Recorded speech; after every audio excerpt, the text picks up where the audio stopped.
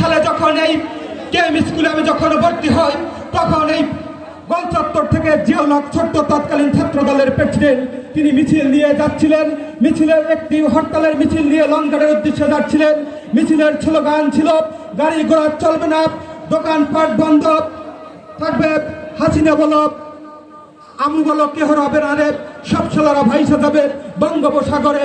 এই মিছিল দিয়ে তখন এই লঞ্চঘাট থেকে লঞ্চ চলছিল, সেই লঞ্চ বন্ধ করার জন্য আমরা গিয়েছিলাম।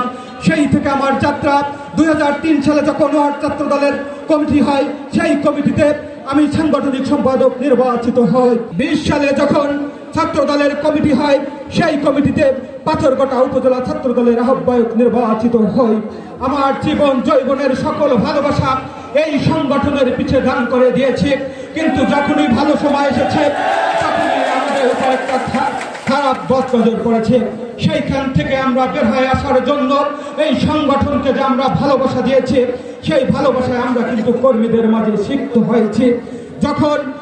আমরা যখন রাজপথে হামলা মামলার বারবার শিকার হয়েছি, এই সংগঠনের প্রেমে পড়ে 13টি মামলার আসামি হয়েছি, এই সংগঠনের প্রেমে পড়ে অসংখ্যবার জেল খেটেছি, এই সংগঠনের প্রেমে পড়ে বারবার হামলার শিকার হয়েছি। এই সংগঠনের প্রেমের কারণে আমার পরিবারের আমার মা লাঞ্ছিত হয়েছে, এই পরিবারে আমার বাবা লাঞ্ছিত হয়েছে। আজকে যখন ভালো সময় এসেছে, এখন নিরাপদ সময়, এখন যদি আমার মতো 2-3টি মামুন না থাকে তাহলে কোনো সমস্যা নাই, কারণ এখন মিছিল দেওয়ার জন্য হাজার হাজার মামুন আছে। কিন্তু যখন অনিরাপদ সময় ছিল এই 2-3 জন মামুন ছাড়া পাথরঘাটা শহরে কিন্তু কোনো আন্দোলন সংগ্রাম হতো না। ওই সময় খালেদা জিয়ার নাম লইলে আমার এই মামুনেরই নেওয়া লাগতো। ওই সময় খালেদা জিয়া তারেক রহমানের বীরের বেশে আসবে ফিরে বাংলাদেশে সেই স্লোগান নিলে কিন্তু এই মামুনদের দরকার হতো। আজকে নিরাপদ সময় পেয়ে হয়তো অনেকে মামুনের নাম ভুলে যেতে পারে, কিন্তু এই মামুনদের ছাড়া রাজপথ প্রকম্পিত হতো না। আমি বিশ্বাস করি এই পাথরঘাটায় আগামীতে স্বেচ্ছাসেবক দলের এমন একটি সুন্দর কমিটি উপহার দেবেন।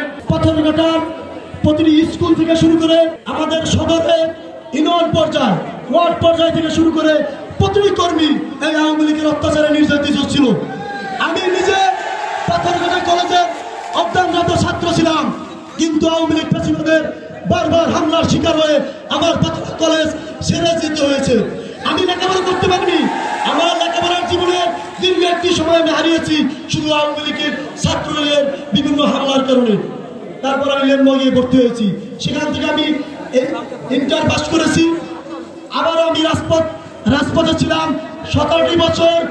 বাংলাদেশ জাতীয় দল বিএনপি যত কর্মসূচি ছিল ওই কর্মসূচিগুলো আমি অংশগ্রহণ করেছি। সবাই কেউ বলে যে আমি আসলে এমন একটা ফ্যামিলিতে জন্মগ্রহণ করেছি, আমার ফ্যামিলি সবাই বিএনপি করে। আমার চাচা ছিল বরং কুদ্দুস মেম্বার, তিনি ছিল চট্টগ্রাম ইউনিয়ন বিএনপির প্রতিষ্ঠিত সভাপতি।